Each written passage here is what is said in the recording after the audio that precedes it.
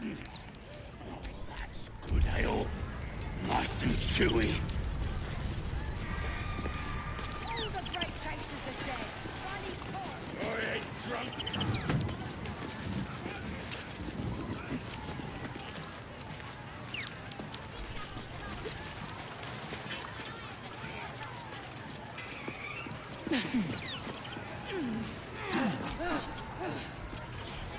This is making my head hurt.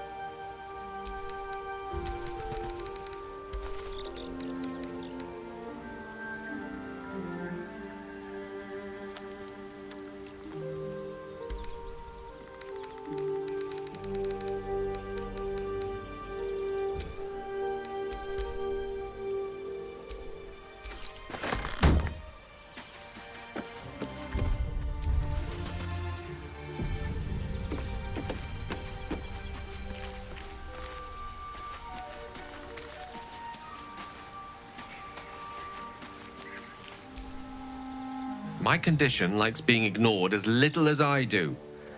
I must consume another artifact. And soon.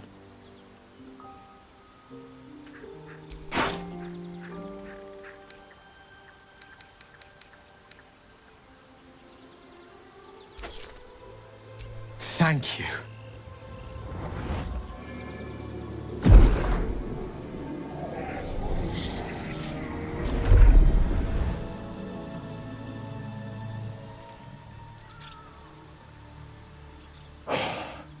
Good gods. It hardly has any effect. Oh, Mistra, have mercy on us all. Listen, I need to speak to you, to all of you. It would be unconscionable of me to remain silent. I might just be about to remedy that. You have to know who I was. You have to know who I really am. What I am is a walking shadow of the promise I once held. I'm what one might call a wizard prodigy. Who from an early age could not only control the weave, but compose it. Much like a musician or a poet. Such was my skill that it earned me the attention of the mother of magic herself. The Lady of Mysteries. The goddess Mistra. She revealed herself to me and she became my teacher. In time, she became my muse. And later, even my lover.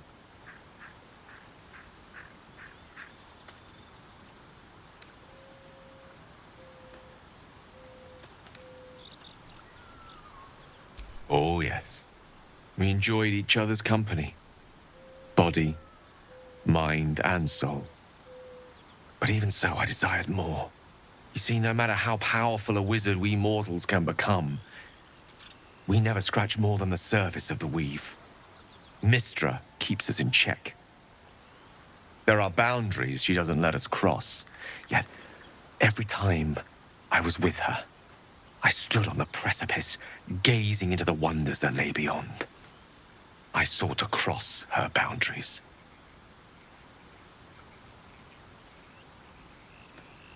I tried to convince her. I pouted.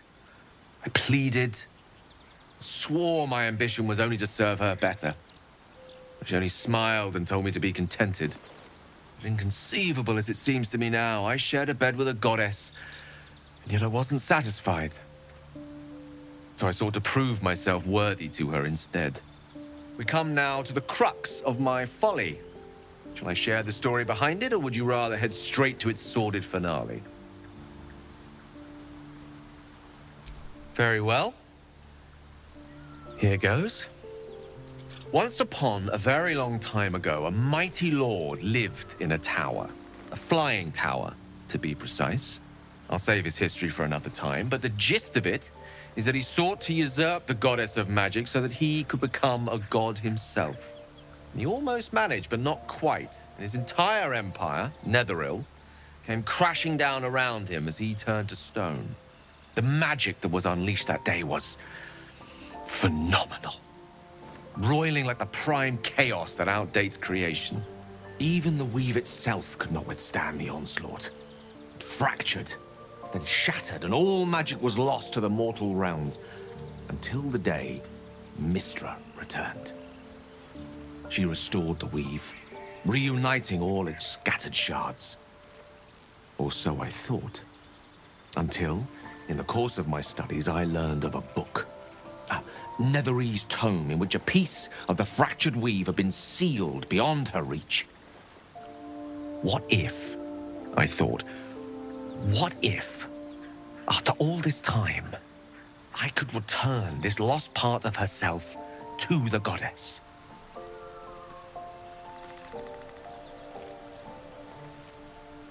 The answer was to try. And the outcome was to fail. I was certain that this deed of raw power, draped in romance, would convince Mistra to take me by the hand and welcome me into her hitherto forbidden domains. I was mistaken. I obtained the fabled book and took it into my study. As for what happened next... Here. Place your hand over my heart. Let me show you.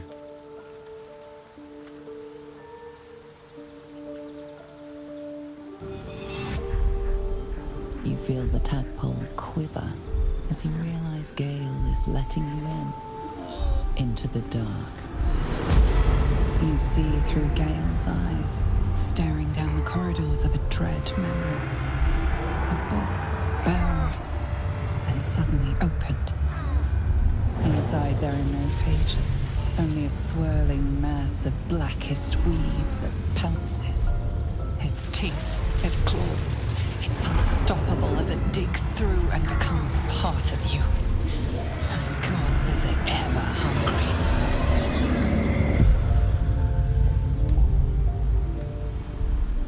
Thankfully, the moment I absorbed the fragment wasn't enough to kill me outright. It was only the beginning.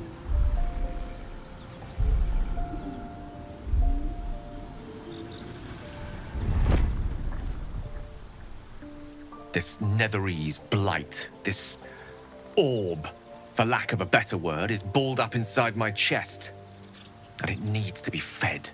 As long as I absorb traces of the weave from potent enough sources, it remains quiet.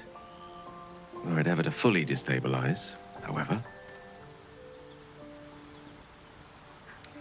Rather worse, actually. I will erupt. I don't know the exact magnitude of the eruption, but given my studies of Netherese magic, I'd say even a fragment as small as the one I carry, it'd level a city the size of Waterdeep.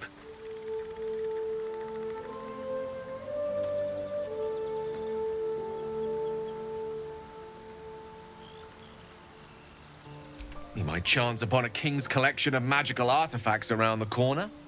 We might cross paths with a miracle round the bend. Then again, We might not. All of this. It must feel like a betrayal. Say the word, and we'll part ways.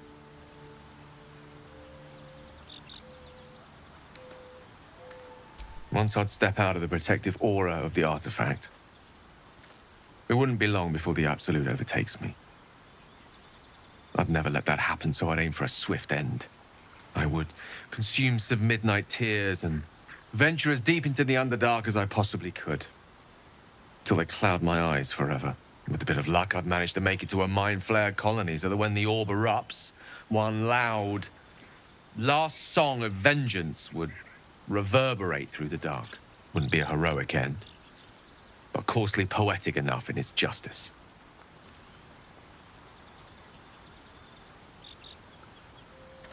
That is a great relief. Oh, a great relief indeed. You truly are a soul that steals my own. From all my new rallied heart, I thank you. I thank you all. I understand if you stand against me. I'm humbled if you stand with me. Either way, I will do my best not to let you down. I stand at a precipice, but if you do not give up hope, neither shall I. Fight. I'll resist as long as I can. Now, even I am tired of the sound of my own voice. Let us venture forth.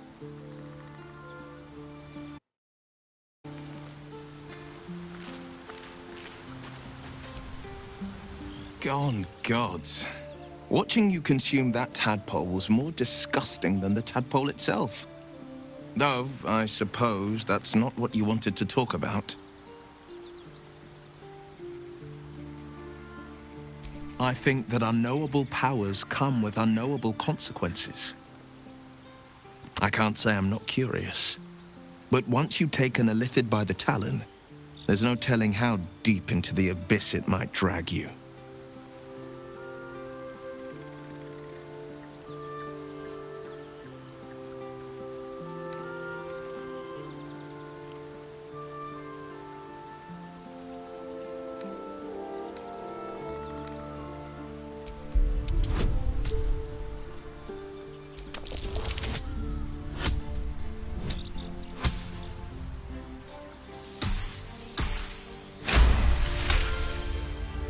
Yes, I suppose we should. Though I'm more than a bit wary. Still, I am the Frontier's avowed protector. New dangers require new skills to vanquish them. If the tadpole must be my curse, then let the powers it grants me be the Sword Coast's blessing. I will consume what I must to make it so.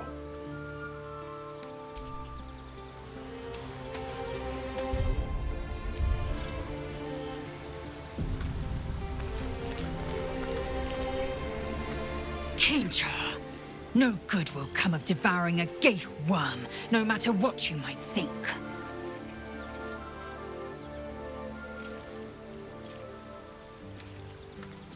Mark my words, this power would be no blessing, but a curse. You might as well ask me to gouge out my eyes for the promise of sight, or slice off my tongue for the promise of taste.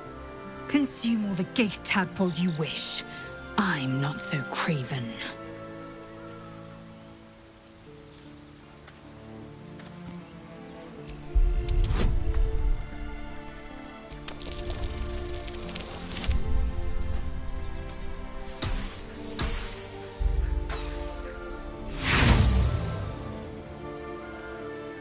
And when the tadpole has stretched to every pore and slithered through every vein, what then? It won't hear my screams. It won't care if I beg. I will be remade in its image. My faith in Vlaakith will guide me, and my own might will sustain me.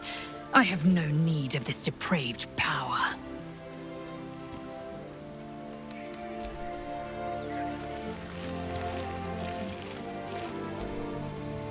Well, no tentacles yet.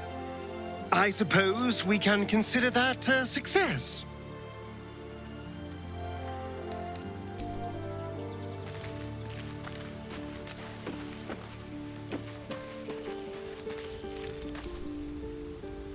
It was bad enough having just one of those tadpoles forced upon us. I can scarcely believe you actually inflicted another on yourself.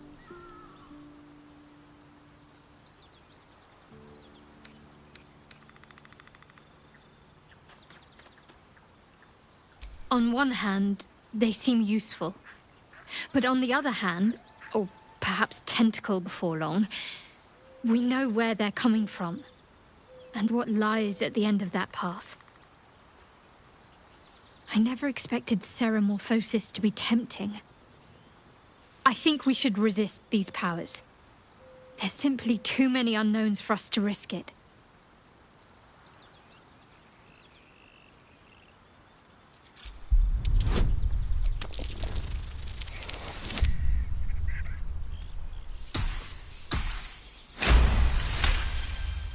Well, perhaps you have a point. Fine. Let's explore these powers then. I just hope we don't come to regret it.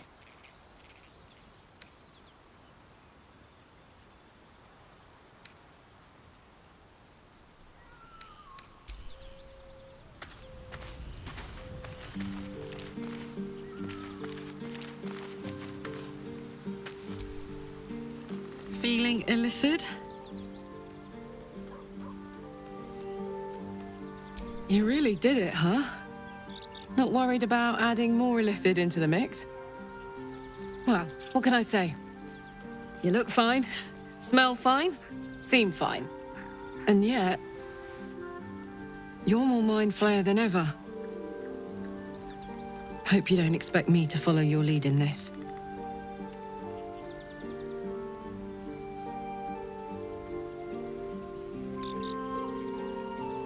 Do they? I'm not sure either of us can say one way or the other. We don't know what the costs might be just yet.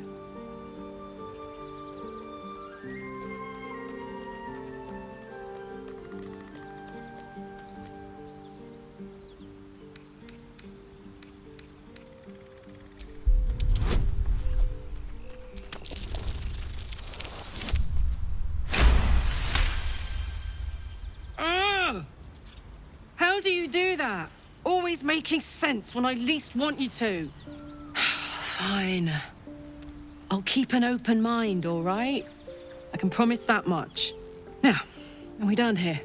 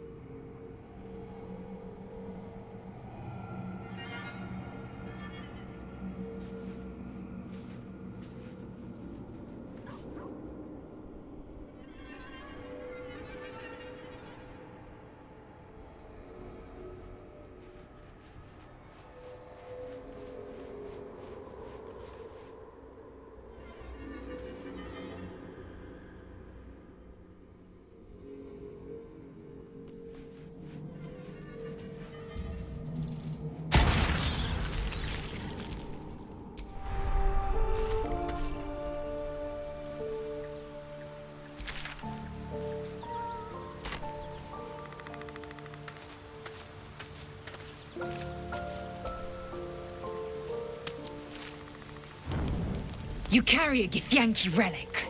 I will have an explanation. Or your head. Walk away. Now. I won't warn you again.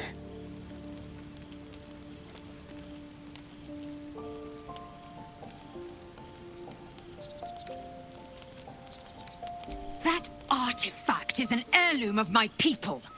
Likely she spilled Githyanki blood in order to steal it. This cannot stand.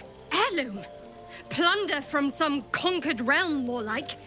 This artifact is the only thing keeping us from becoming slaves to our parasites. Be glad I have it.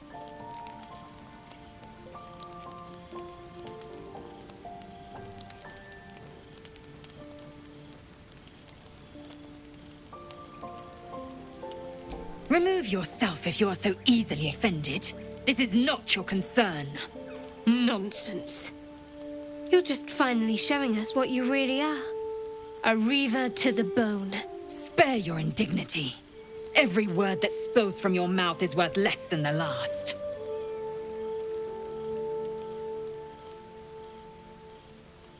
Incorrect. Judicious bloodletting settles feuds and roots out the weak, the deceitful. Do you hear this, tribe? Our lives are at stake, and she wants us to turn on each other. No others. Just you and me. Lae'zel thinks I have something important to her people. She's deluded, clear. Lies. She carries an heirloom of my people. I must know why.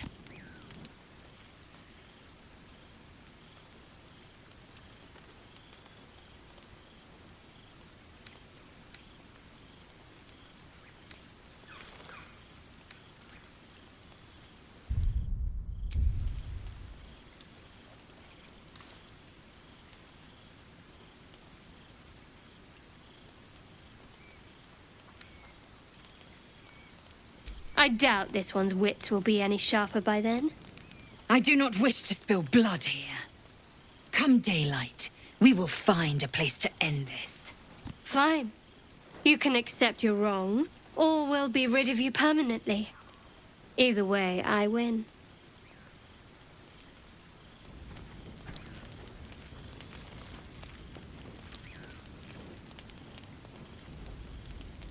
You had every chance to look the other way. But here we are. You chose this. Spare me the justifications, coward! If anyone asks, I'll say you were transforming. Don't expect to be mourned.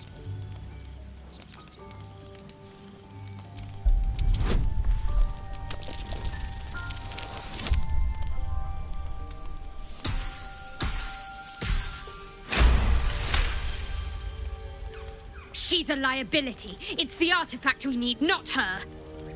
Let me up, and I'll show you.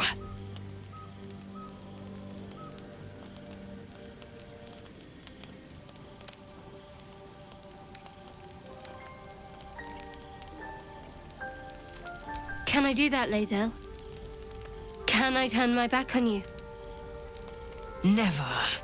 Thieves aren't afforded such luxury. Loosen the grip on your pride for one blasted moment, won't you? We needn't be enemies. There's plenty of those to go around already. What would you have? That we be friends? Let's not get ahead of ourselves.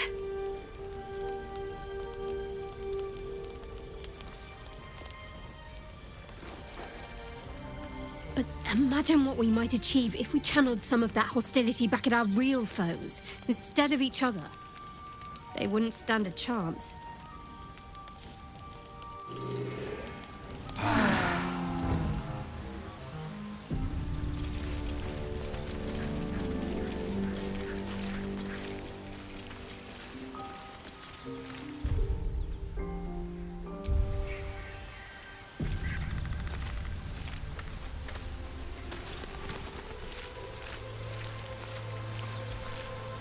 Dog pants through a ball held firmly in his mouth.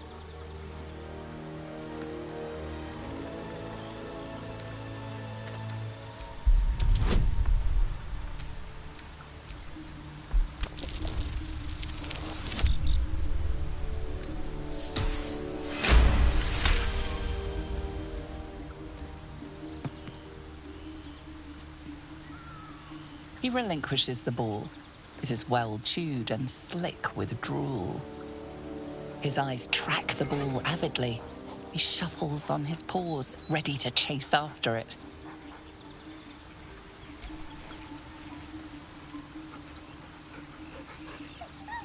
Scratch's tongue lolls out happily, his tail wagging even faster.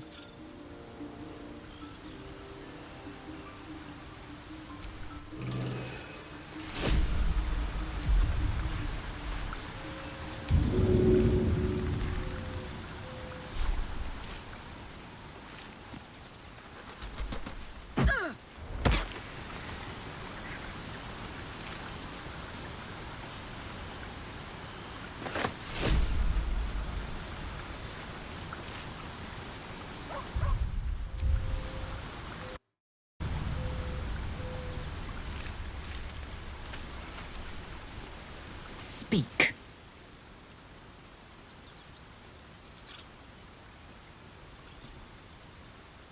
It is over where I am concerned.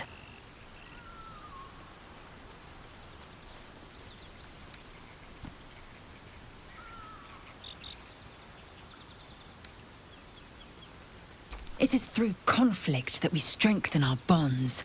Yet I do not recommend Shadowheart seek it again.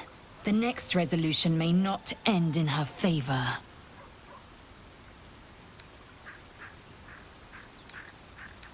Mark my words, this power would be no blessing, but a curse. You might as well ask me to gouge out my eyes for the promise of sight, or slice off my tongue for the promise of taste. Consume all the gate tadpoles you wish. I'm not so craven.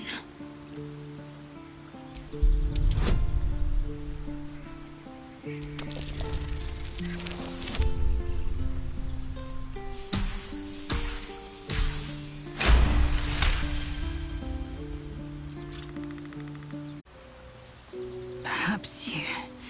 No, that's absurd. When the tadpole has stretched to every pore and slithered through every vein, what am I to do then?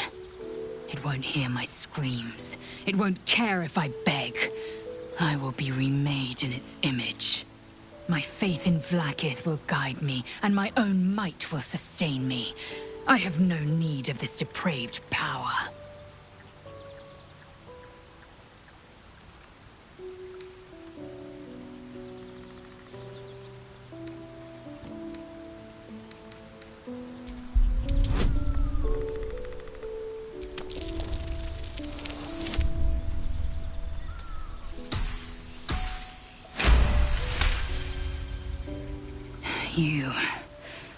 You might be right. The Githyanki have long studied Geich and used what we've learned. The Zaithisk itself was devised from such knowledge. The tadpole is perhaps not just a curse, but a weapon I can twist and mold to my advantage. Very well. I will swallow my disgust and avail myself of the parasite's powers.